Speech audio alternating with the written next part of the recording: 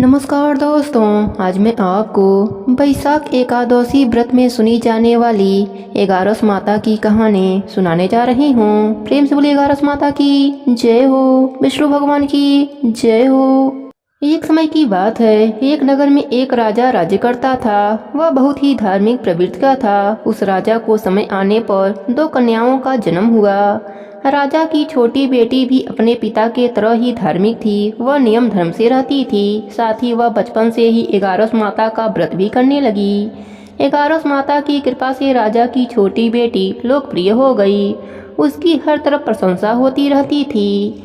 यह सब देखकर राजा की बड़ी बेटी को बड़ा ही ईर्ष्या होता था। वह अपने बहन से जलती रहती थी।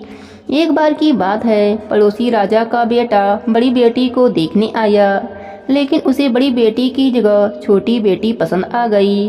अब तो बड़ी बहन अपने छोटी बहन से और भी अधिक जलने लगी। वह अपने छोटी बहन को मारने के नए नए तरीके अपनाती है। एक बार खाना में जहर मिलाकर उसे खिलाने की कोशिश करती है। एक बार मटके में जहरीला सांप रखकर छोटी बहन के कमरे में रख देती है।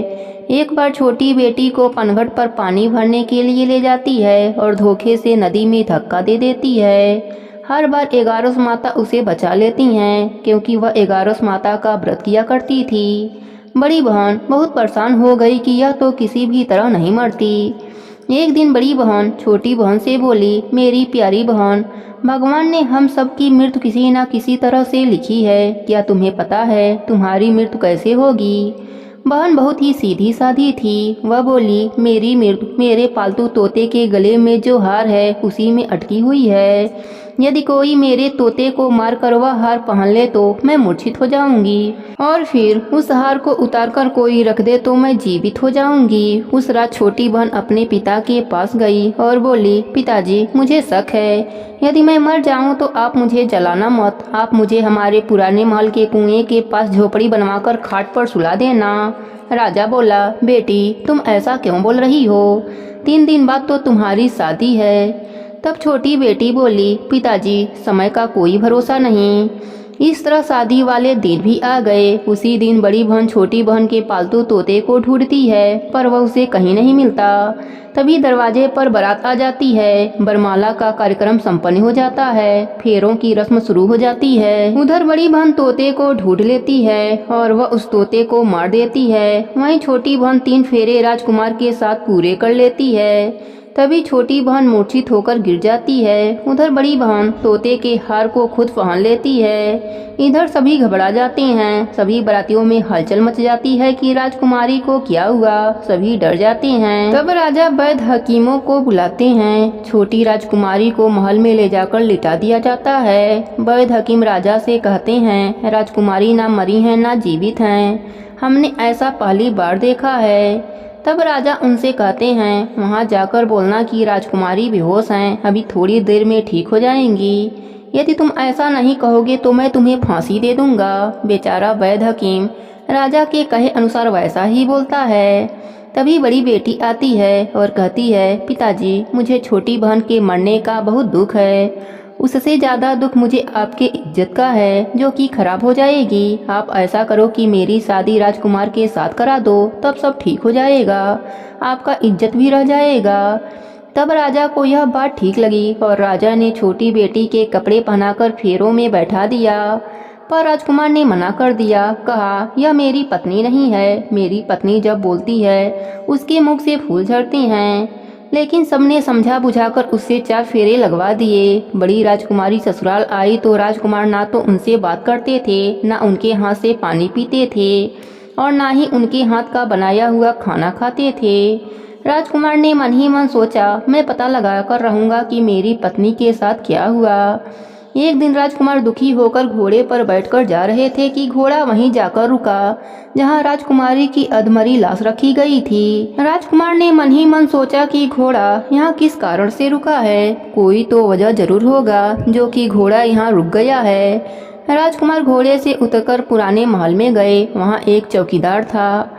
राजकुमार ने पूछा, यह महल किसका है? तब चौकीदार ने बताया कि यह महल आपके ससुर जी का है। वहाँ खाट पर कौन सो रहा है? राजकुमार ने चौकीदार से पूछा।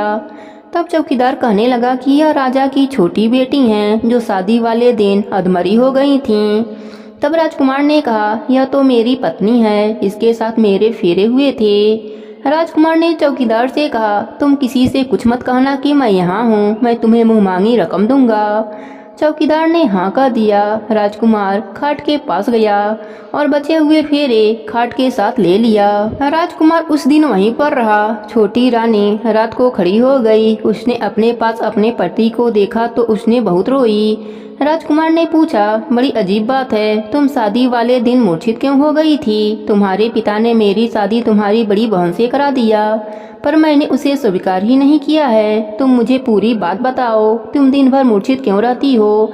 इस टाइम उठ कैसे गई, इसका भी राज बताओ। तब राजकुमारी ने अपने पति को तोते और हार वाली सारी बात बताई और यह भी बताया कि यह बात मैंने अपने बड़ी बहन को बताई थी।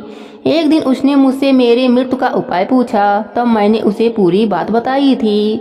मेरी बड़ी बहन मुझसे बहुत ईर्ष्या करती है। उसने कई बार मुझे मारने की कोशिश की, पर एगारस माता ने मुझे हर बार बचा लिया।